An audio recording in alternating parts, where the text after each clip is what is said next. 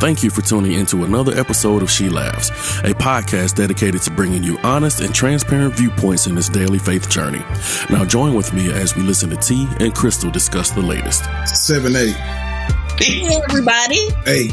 G. 12. What up, peoples? It's your girl, Crystal.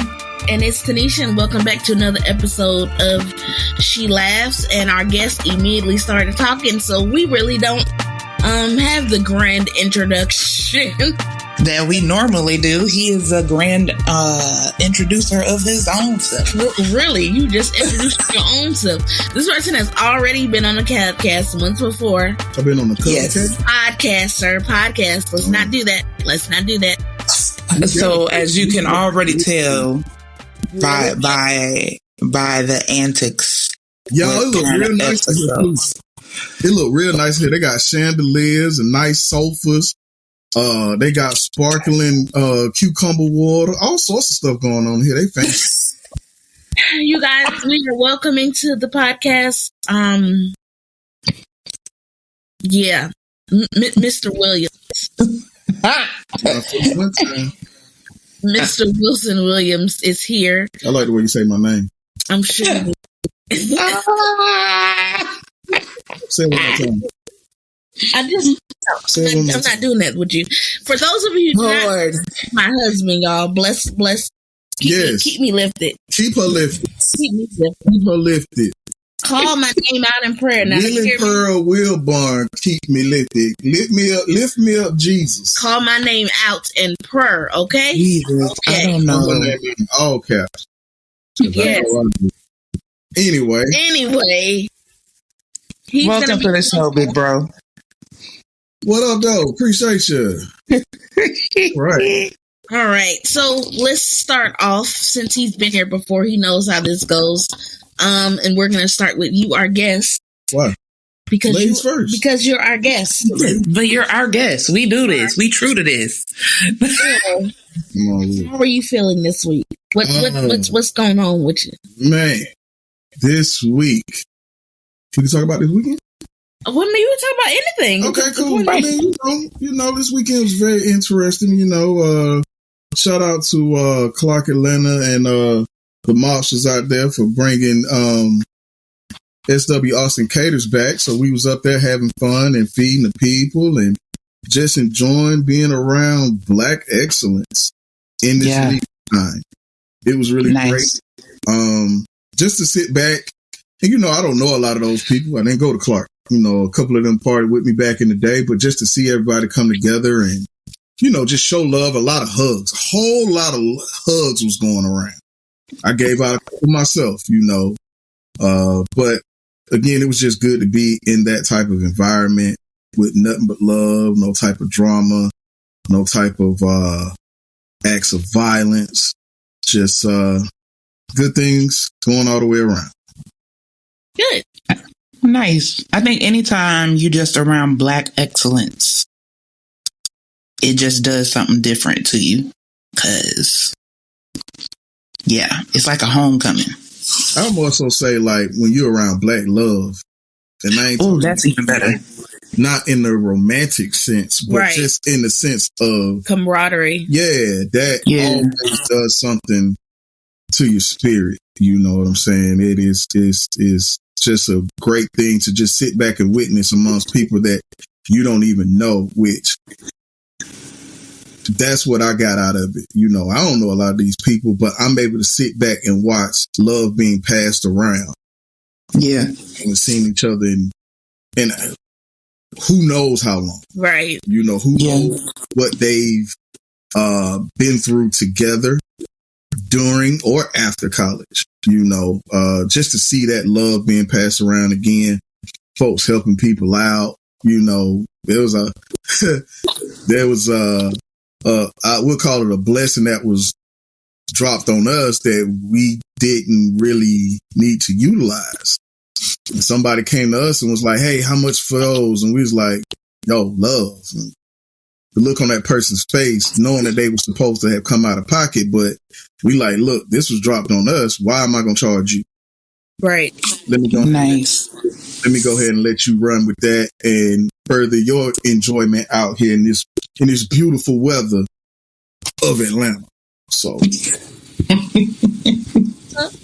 what about you? This week has been really good. It hasn't been as rainy over here where I'm at this week. So being able to like really get out and have some nice weather has been refreshing. Because sometimes when it really downpours, I get holed up in my apartment and I'm like, man, I could really just go for a walk right now. So this week was a good week for me. I needed it. I needed some sunshine. That's understandable. Always. What about you? Same. Pretty good week. Enjoyed the weekend. No problems, no issues. Again, I always say, I don't know what I'm going to talk about with my therapist next week because ain't nothing really happened. So we'll see. We'll see how that talk goes. A pretty cool, chill week. Always at peace with whatever goes on. But still, for the most part, pretty good. Still feeling pretty good. Still wondering what else is going to happen. And even with that anticipation, I am in the practice of focusing in on the peace that has always been given, and it is there. Yes. I think sometimes we forget that we have access to that. And I'm trying to make it a daily practice in remembering I have access to that peace whenever I want it. Instead of waiting until you need it, I want to always have it in the front view. Not often. Ready supply. Right. Yes. So pretty good. Man, that's a good reminder. Right. Even to me. So I needed that. So thank you. No problem, as always. So I hear you finally got a quotable. I do, y'all. I do. And this is probably going to take some people back because it's one of my favorite childhood movies. And the quote is right. As you get older, you understand some of these movies back then. And I say this, and I'm letting y'all know, I'ma still watch it. Okay, but the quotable is this. Willy Wonka is just Saw for children. Yes. I seen that one. Yeah. Yes. I synced it. Yeah. That's a good one. Yes.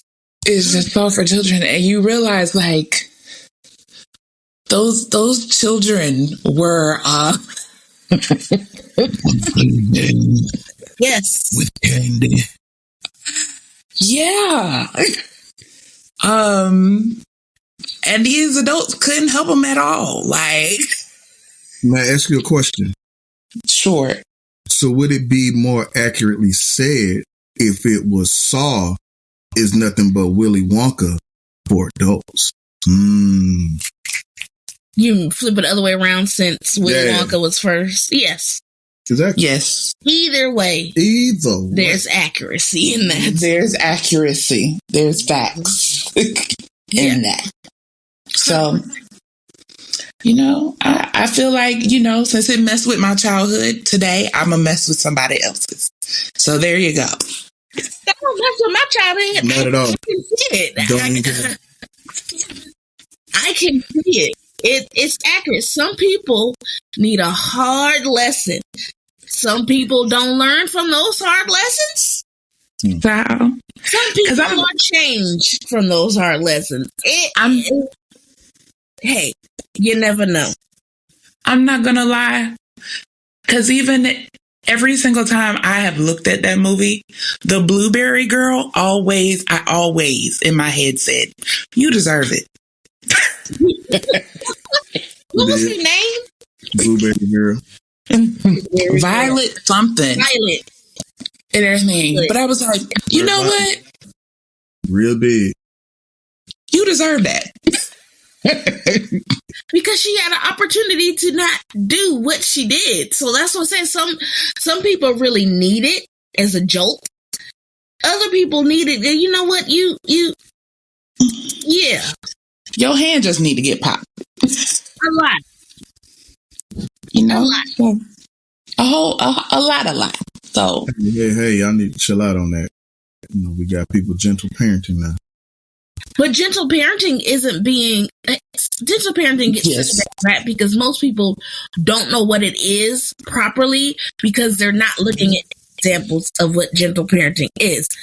Actually look into it. Mm-hmm. It's not letting your child do whatever they want to do.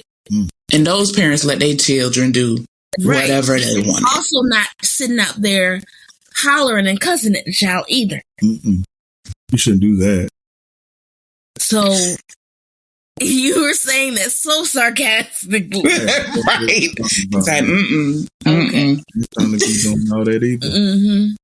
Well, some people, that's what they want to do because they have the thought of, well, I was raised that way and I'm fine. Not realizing, no, ma'am, no, sir, you are not fine.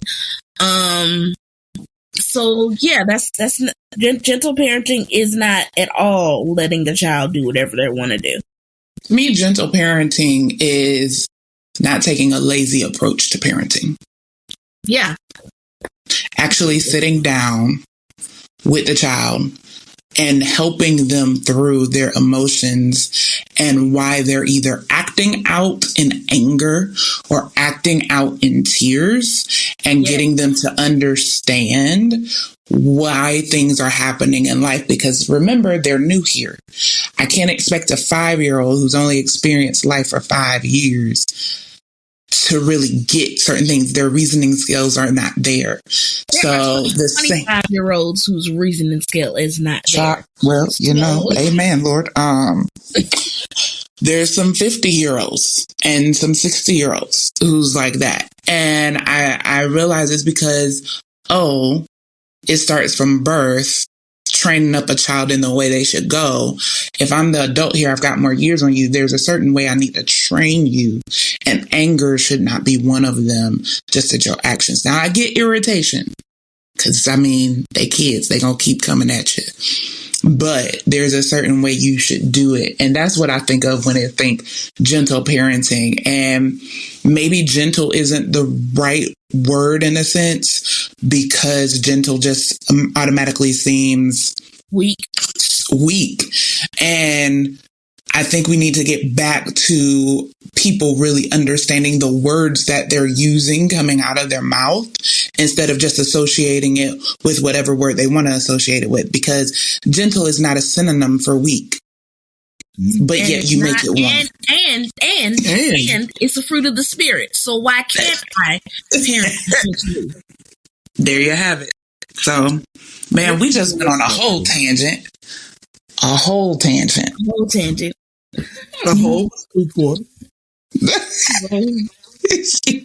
T, what's our topic today? The reason why we have our guest is because last time we talked about discipleship, and how we are in a season where it is necessary and needed. So I thought the best thing to do was to actually talk to someone who actually went through a sort of discipleship program. Nice. Is that what it's called? Like a discipleship program? Yes, that was a discipleship program. That's good. Why are you breathing so hard? So I thought of Mr. Williams over here. We are members of Change Church. We're global members now, and right now, our pastor is the Dr. Darius Daniels. I almost said Dr. Daniels. You did. Relax. Darius Daniels. That's our pastor. Right. And he is very much so heavy on discipleship, as well as biblical development. So he has a program called Made Men. Made Amen. Men, for not just the men of the church, but men that want to join and grow in Christ. So I will let Mr. Williams explain to us exactly what Made Men is, and then we will start this Q&A session with him. So what is Made Men, dear? Made Men is as she put it, discipleship like training. No, seriously, it is a men's program at our church, as he said. It is a discipleship training, but it broke down so much material. There were so many lessons to be learned. It was a 12-week program. It was virtual, but like we said earlier about gentle parenting, don't think it was easy. One thing I like about PD, as he's affectionately called, is I like the way he challenges. I like the way he teaches. But I like it's always straightforward, not sugarcoated. And one of the great examples of that was we ended up getting on the call, the very first call after you registered and everything, talked about which days you want to take the class and all this other stuff. We had one big meeting with everybody that registered. And when I tell you, it was like over 1,000 men in that Zoom meeting. It was amazing. But once we got on and everybody got the jaw jacking and, talking their stuff, and he got on and settled everybody down, the first thing he told us is everybody's not going to make it. Simple rules, but everybody's not going to make it. And that really lit a fire under a lot of us. Out of 1,000 men, 352 made it. So you run those numbers for yourself and see, was it something that was just going to be easily be done? It focused on, I'll say, different areas of a Christian man's life to be more like Jesus. Nobody's going to be exactly like Jesus, but you could be what they call Christ-like, right? Mm-hmm. So it just dealt in different areas of that, things that you may or may not have ever thought about or put any type of deep thought into. Just different characteristics. I do remember him saying, like that first week, talking about like different things of Jesus. What is a made man? And, those men, the 5 foundational traits would be spiritually strong, emotionally healthy, rationally responsible, financially free, and physically conscious. That's just the first 5 traits. All those got broke down in different levels. So that was just one of the main things that we talked about. Again, it was a 12-week program. Very strict rules, and they did not play the radio with people. If you didn't follow those rules, hey, we'll see you next year. And that's exactly what it was. It wasn't going to be a lot of back and forth. I mean, of course, they are men of the Lord. So it's not like, okay, we'll hear you out. But at the same time, this is what we're doing. And in that also gave you a responsibility to, show up, which, let's be honest, a lot of black men in the church don't do. It's sad. Why does it not happen? But at the same time, it happens. Now that you are a black man in the church, what do you plan to do about it? How do you plan to be different and make things better? That's just one of the many lessons we learn, and actually being held accountable for too, with that program. That's what I'm hearing, is that it held y'all to a high level of integrity. I mean, at the end of it, it was kind of crazy, and the devil liked to creep in because, I'm a guy like, hey, if I want to find out some stuff, if I know there's going to be some mystery, cool, I'm good with that. But if you're setting things up and I'm like, okay, so it's X, Y, Z, and then you start adding numbers in, and it's like, wait a minute, you didn't say that. And halfway through the program, that's when we found out what we would have to do at the end. So again, the devil tried to creep in and make it seem like I was like, why not thought about it? At the end of the day, do something else. What you gonna do? You gonna cry about it? You gonna man up and do it? At the end of the day, that's what it's gonna be. So you either man up and do it, or we'll see you next year, or we'll just see you at church. You know. So it was a lot of that. You know, hey, what you gonna do? This is what.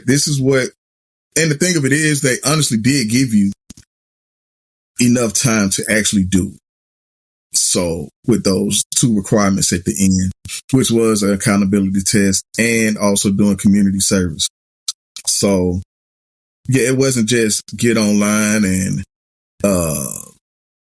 sit here for an hour, you know, hear a good word and then, you know, go on about your day. Nah, we need to figure out, one, where you're listening, and two, how do you plan to implement that in your life? And actually, what are you doing right now with the knowledge that you gained?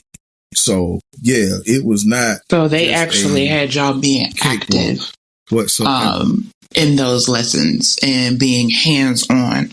I knew not all of this, but most of what you said. This is why I said what you did was a discipleship, because what we were talking about last episode was what discipleship really is. So it's a lot about implementation. It's a lot about growth, and it's a lot about community. And even with you guys' program, you literally hit every single thing that I said. Discipleship was, even with the whole, you had an accountability partner, right? Yep. Everybody was partnered with someone.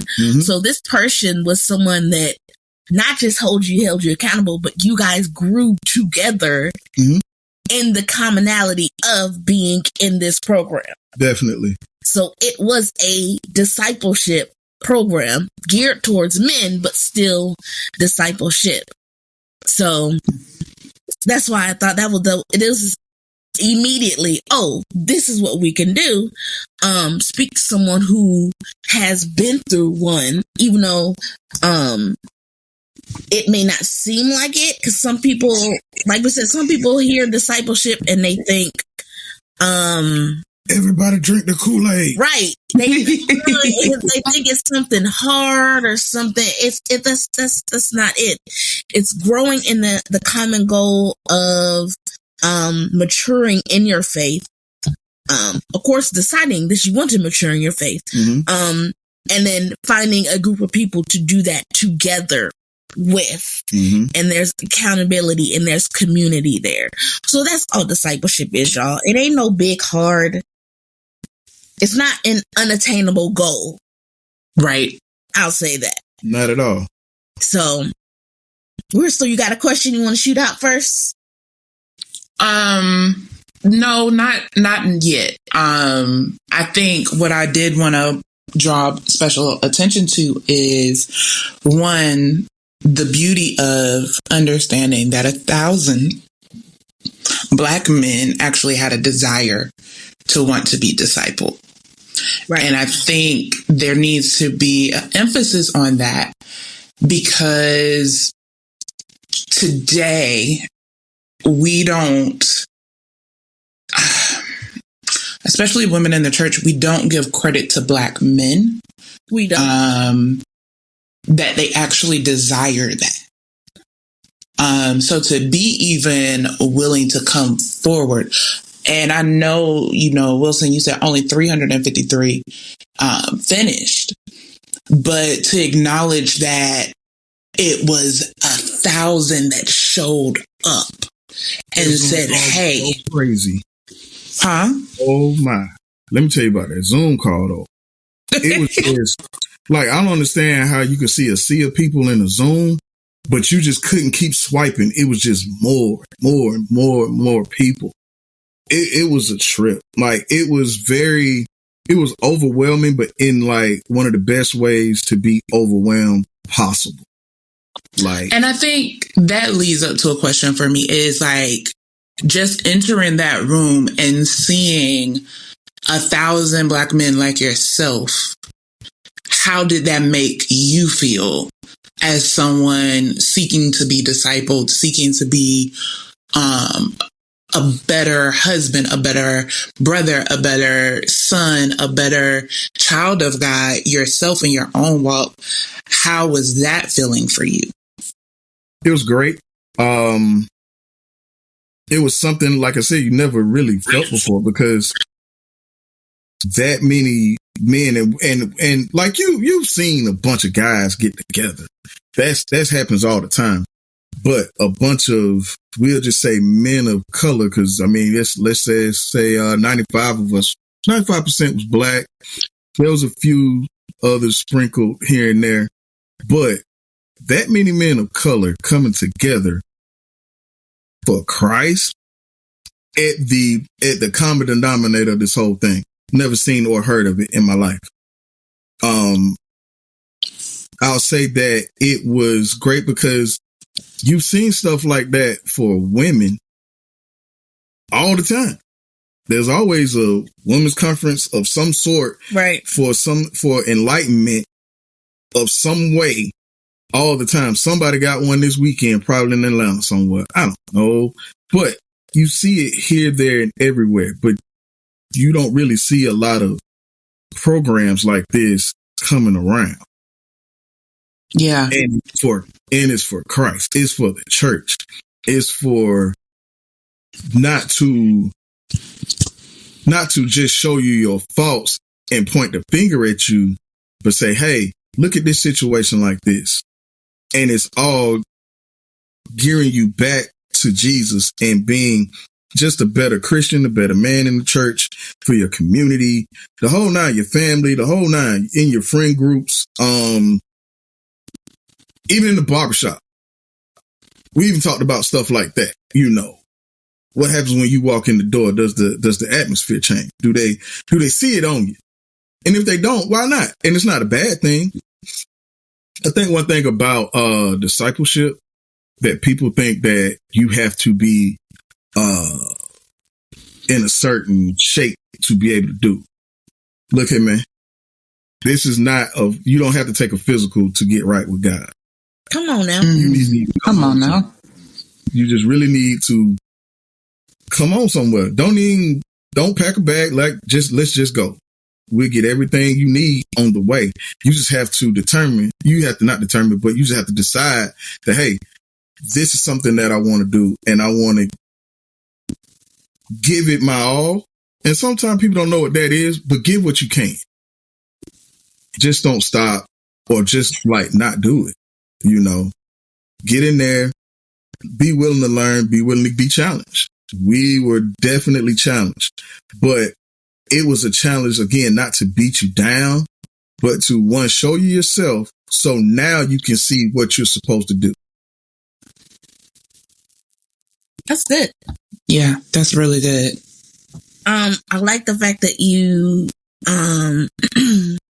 said that it doesn't require you already being in a polished state. Right. I think a lot of people can get stuck with that. And there are some that I was listening to a podcast just today, a few hours ago, and I'm not even going to name who it was and who the people were speaking, but the person on there kept talking about how, why you laugh, Crystal?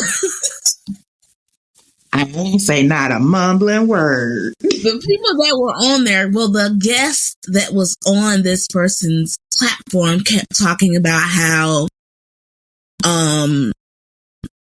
people are expecting them to grow faster in their faith than they are.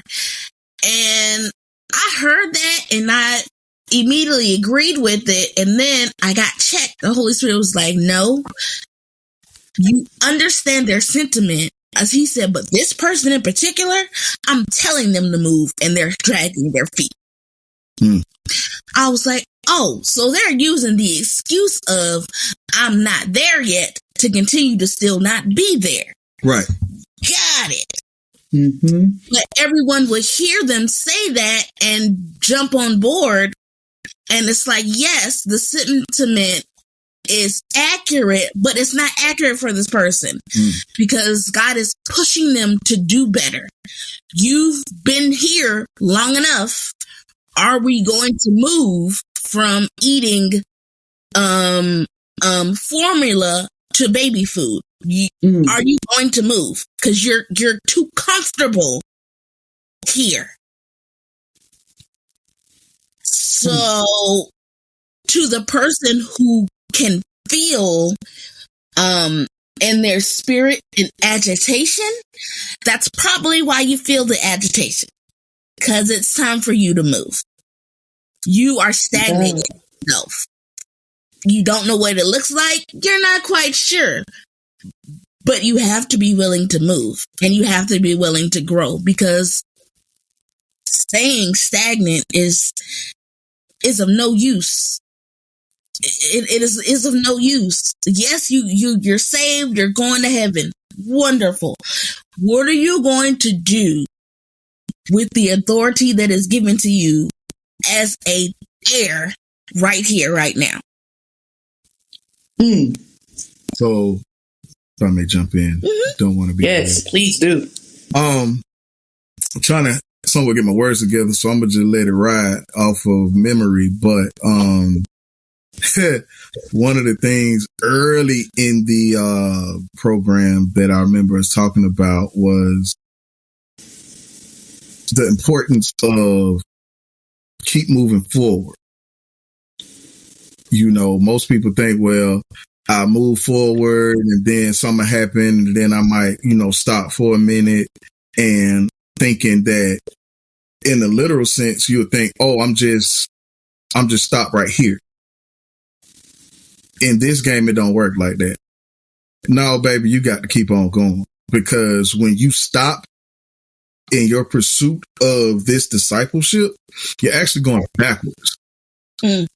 You don't realize it until you try to jump back in that thing and, continue on. You're actually going backwards. So even if it is quote unquote baby steps or, whatever the case may be, you just need to continue on and continue to learn, continue to grow. Because once you stop, it is what they call backsliding. There you go. Yeah. You'll end up. So that was one of the things that when you said that kind of, brought that up for me. Yeah. You got to keep going. Got to keep going. There is no stops. I mean, there are going to be stumbles, but you have to be honest with yourself, as always, about what's going on. Mm-hmm. And there really honestly has to be a desire. I think some people struggle with the whole desire and wanting to grow, because we have FOMO so bad. Yeah. Oh my God. We have serious FOMO. Serious FOMO. For those that don't know, FOMO is fear of missing out. We focus on what we're going to have to give up in order to grow, more than the benefits and things you'll gain from growing. Yeah. I just want to say, when you are, how you say it, fear of missing out. A lot of people look at the things that people talk about that they had to give up. Just don't get it twisted. There's some things you got to give up. Yeah. But everything isn't community. What do you mean by that? Everything isn't, we all got to stop doing this. No, he told you that. He didn't tell me that. Now, as for me, I need to check myself to be sure that that word that I heard does not apply to me. Now, if it do, then hey, now I have instruction, or now I have direction, and I know what I need to do, or at least start going in that right direction. Right. But it's not always, I heard this, not everybody got it. No, that ain't it either. Right. And trust me, I can hear you and be like, yeah, that wasn't for everybody. That was for you, boss. But okay. That was a you word. That ain't a me word. That ain't had nothing to do with us. And it didn't have nothing to do with them either, for all my spades players out there. Just play spades, all right? Put that on the shirt. But anyway. So you're basically talking about personal convictions. Yeah. That people always want to put on everybody. This is what we finna do. Yeah. So when you hear certain folks say, well, Christians don't do that, and you're like, that's a personal conviction. That ain't nowhere in the Bible. Damn. Right. That's something that you struggle with, and God knows your heart and your mindset around it. And that's why He's told you to drop that thing. Mm. Okay. Yeah. Okay. What are some of the top benefits that you think you took away from being discipled that are different from before to now?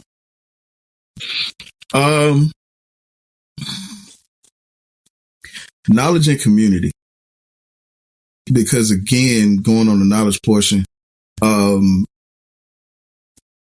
it really tapped into different areas of being a Christian man that are not often talked about at all. Then again, there were some of those cliche like subjects, subjects that seem to come up over and over again, but they were looked at a different perspective.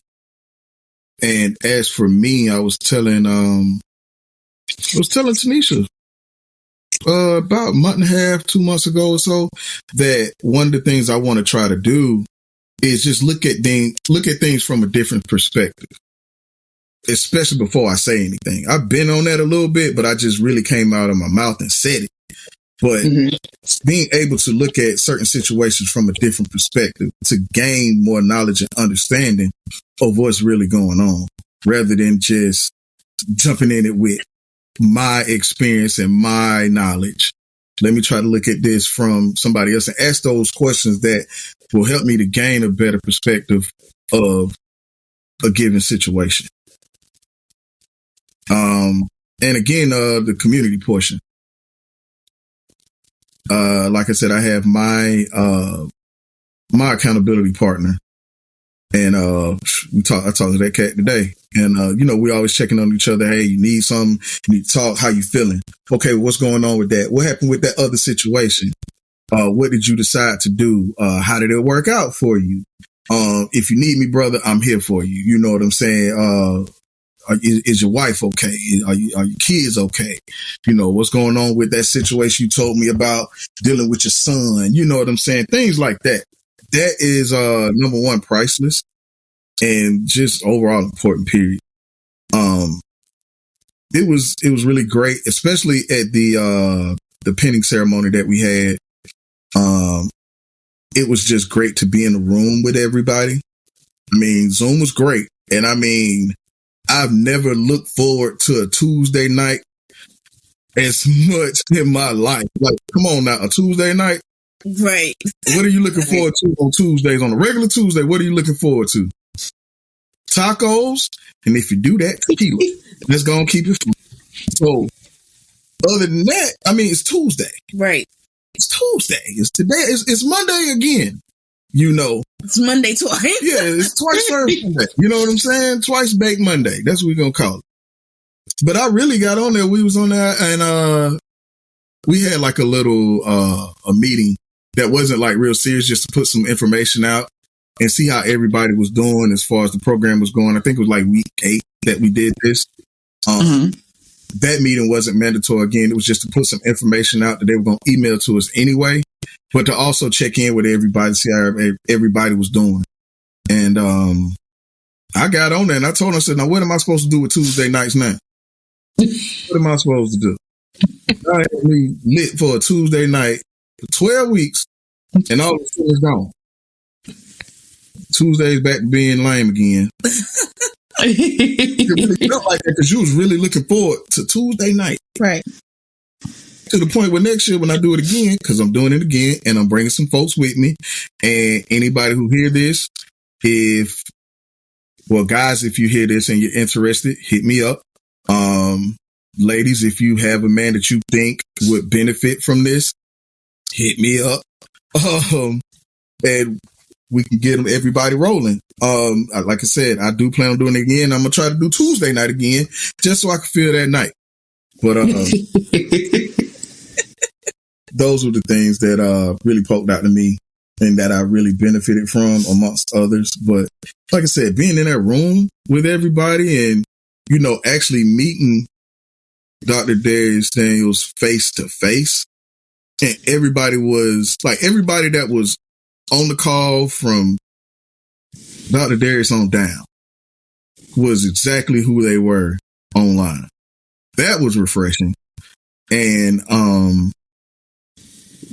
it was just, like I said, amazing to be in the room with everybody, get phone numbers, really, you know, be able to, you know, shake your brother's hand and look at him eye to eye and be like, hey, man, we really did this and we made it. And number one, I couldn't have did it without you, or it wouldn't have been as fun without you. You know what I'm saying? So overall, great experience. Okay. Do you feel like, and I know you brought some of them up, but do you feel like it addressed some of your, I don't know, I guess concerns as a Black man in a religion that's told it's not for Black men? Yeah. It was, we talked about that. We talked about it. Like, it got ugly in there for a couple times, you know, like, came around, it was like, ugh. Or why is that? Like, we even talked about why a lot of our brothers, I mean, let's keep it real, we're losing a lot of brothers to other religions like the Islamic faith. Right. Because of how structured it appears to be over Christianity. And I mean, it's not just our Islamic brothers that are taking it. It's other faiths that are showing what seems to be a better structure or more structure. Right. And that kind of draws a lot of men, including Black men, to their religions. We talked about that. And why is that? Or what can we do different? You know, to show that, hey, no, it is a faith that has structure, and you know, that's just what it is. Right. But you have to come in here and see, you know, right.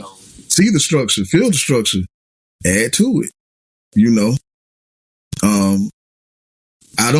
still don't understand why. It seems like when it comes to our faith, it just seems like not a Black man's game. Or if it is, something got to be, well, what's wrong with you? Or what you got about yourself? You know what I'm saying? At the end of the day, nobody in this world is perfect. Right. You know, I believe that every religion has something, or not just something, because you can't blame it on the actual religion. It's just that people are not perfect. Some people's imperfections just look different from others. Right. And in that comes a lot of stereotypes and things like that. So, yeah, that's good that they addressed not just your concerns, but culturally the concerns. Yes. Or, you know, not just even concerns, because sometimes you don't realize it's a concern. Sometimes it's just a nagging question, right, in the back of your mind, because you hear everyone else, which I always thought it was hilarious, where people would say, oh, Christianity is not structured. But then you leave the church the minute the church tries to give you some structure. Right? You always hear people say relationship over religion. Well, because religion is structured, but then you say it's not structured. So is it?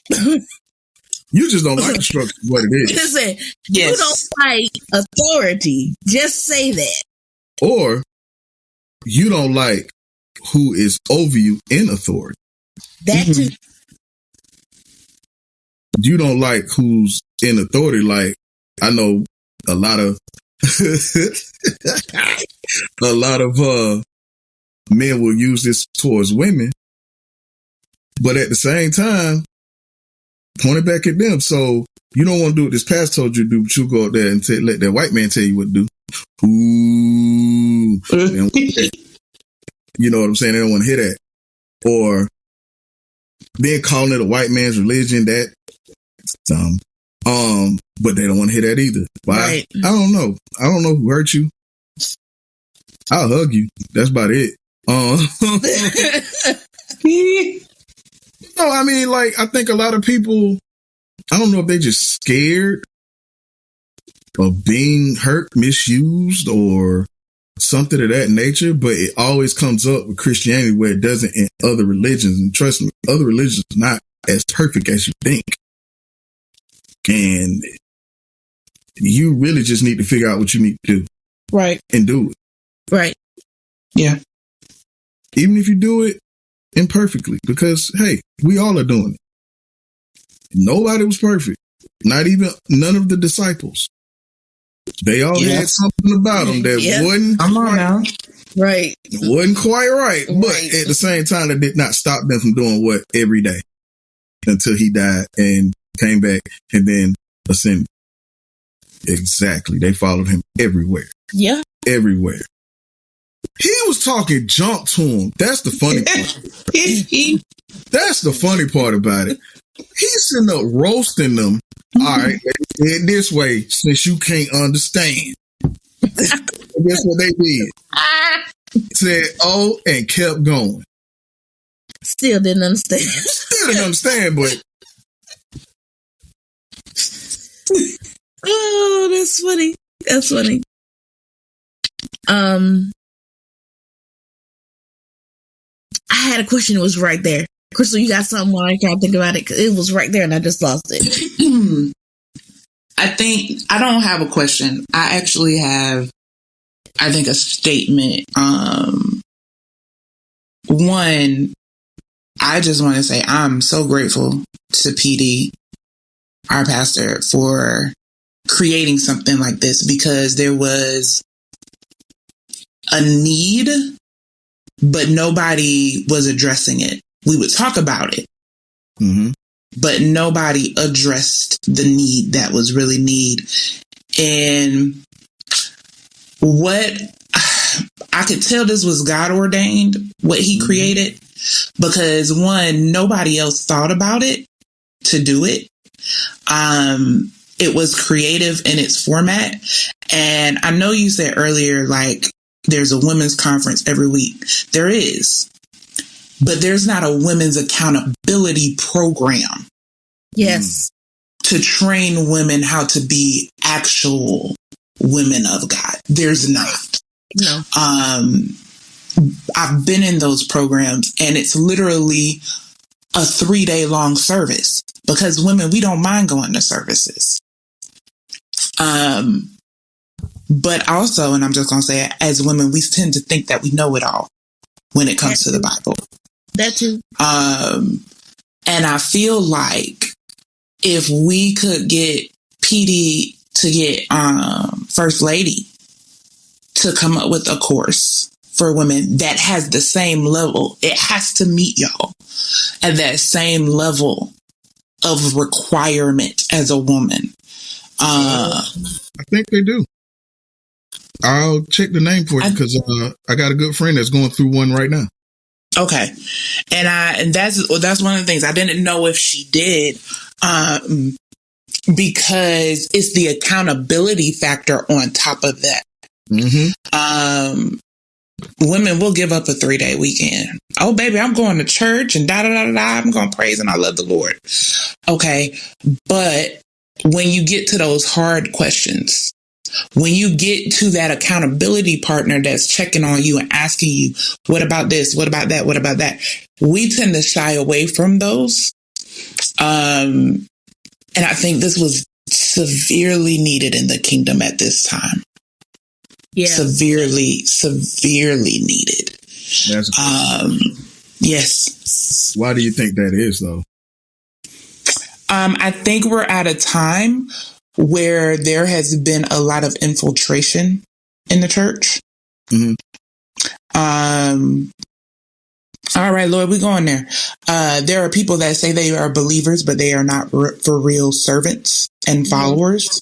Mm-hmm. And so it's also adding to that bad taste in a lot of people's mouths. Because a lot of people say, I'm a Christian, and they use that as a way to say to the world that they are morally right. Mm. And so you really do have a lot of wolves in sheep's clothing. And right now it's like a tipping point where there are more wolves than there are sheep. And when you have a program like Made Men, it shifts quickly. Real quick. Because like you said, 1,000 showed up. And it reminded me of that scripture where many are called, but few are chosen. Many of you are called, but few of you can actually show up to the finish line and say, I'm a hold to this line. Yep. We have so many examples of that in the Bible, even when God dealt with Gideon, and Gideon was going into battle, and God said, hey, I want you to send all these soldiers down there to drink, and whoever drinks a certain way, you got to send them home. And Gideon was like, Lord, I'm left with, hear me, 300. And God is like, that's all you need. Why? Because I had to sift it. I needed to see who was the actual sheep. Right. Amongst all these wolves that are perpetrating. And so right now, like I said, there's a tipping point in the earth to where I really need to see who's really for me. Who really who's going to drink with their head all the way down, and who's going to drink while looking up, still looking for the enemy. Exactly. Which one of y'all paying attention? Yeah. You know, and I feel it so deeply right now in a way that I've never felt it before of, oh man, we got a lot of wolves in here. I remember one time, T and I, we were at service for change. It was a big service. I think it was Easter Sunday. And we hadn't even joined yet. No. And we could tell witches were in the midst, and immediately started praying for them.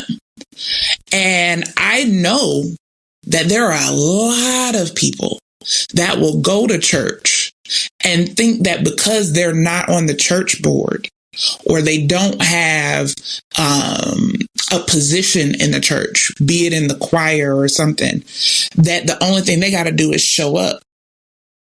And that's their only job. But sometimes your job can be while you in the pew and you're making sure that the atmosphere is set. Sometimes your job is praying over the atmosphere. Sometimes your job is praying against the enemy. Sometimes your job is praying for the pastor. Those are jobs too, even though they're not the jobs that you want that flashes everything around. Right. And so if we could just get a mindset shift, that's what we're needing is a whole mindset shift to really understand what a true believer is. And that's why we've been harping so bad on discipleship. I don't need you to clean up to come to him. He'll clean you up. Right. I just need to know your desire is there. And even though it's hard, will you keep going? Because the outcome means more to you than staying where you are. I didn't mean to go. You didn't go nowhere. You didn't go anywhere because it's you answered that perfectly. Why is it important? It as the days and months continue to go, it is going to be harder and harder and harder and harder to discern light from dark. And the need of discipleship ain't just hanging out in a group. It's really growing so that you really understand your word and you can stay as flat-foot as possible on what your foundation is. Because again, like we've said, the shaking is coming. We think it's shaking now. Nah, bruh. The shaking is coming. And anything that can be shook loose will be shook loose. So the need of discipleship is to get yourself in a position to where when the shakings come, you aren't caught off guard. You're in the place that you need to be in and you can focus and stay ready.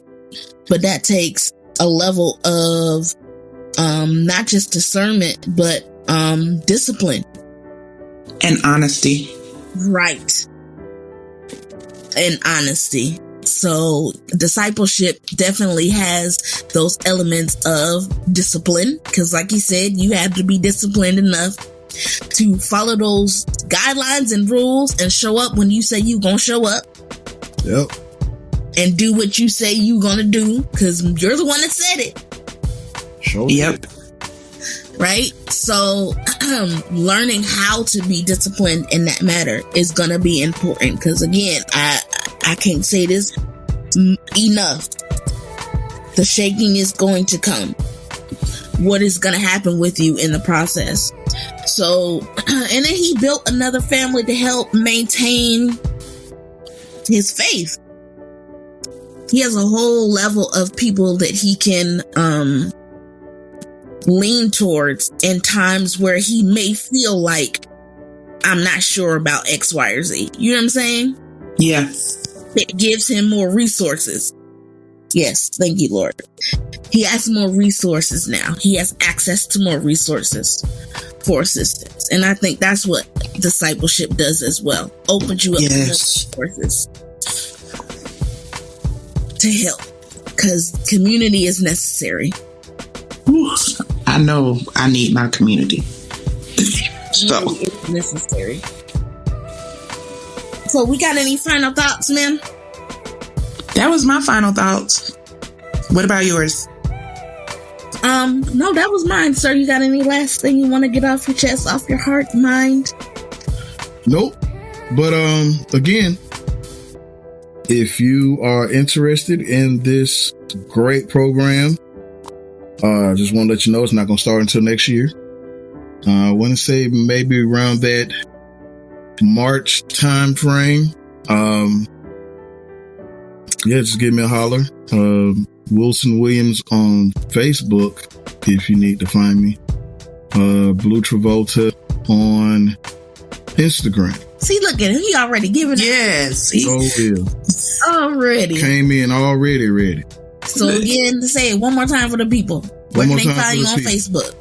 Yes. On Facebook, it's going to be Wilson Williams. And on Instagram, it's going to be Blue Travolta. Now, if you follow this glorious podcast, jeez, you can also ask them, hey, how can I find that guy that was talking about that Nate Nunn stuff? I guarantee you they're going to put you in place with it.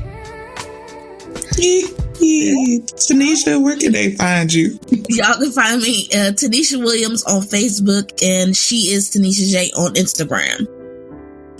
And as always, guys, you can find me on Facebook at I Am Crystal Charmaine or IG at I Am Crystal Charmaine. Until next time. I would also like to thank you guys for bringing me on the podcast. Oh, that's so nice. Thank you for gracing us with your wisdom and knowledge, Mr. Wilson Williams. Mm-hmm. Yeah. Thank you. No, we appreciate it. No, seriously. This has been very helpful. And as Black women, let us be the first ones to say we love to see it. Sure do. We love to see it. We love that support. Trust me. Well, guys, until next time, we'll holler at y'all. See ya. Peace. Thanks again for listening. We hope that you were blessed by today's discussion. To keep up with the latest on the She Laughs podcast, be sure to subscribe on most major streaming platforms. You can also follow us on Facebook and Instagram. If you feel led to donate, please send donations to paypal.me/She Laughs. And don't forget to send us your questions as well. We'd love to hear from you. As always, stay blessed.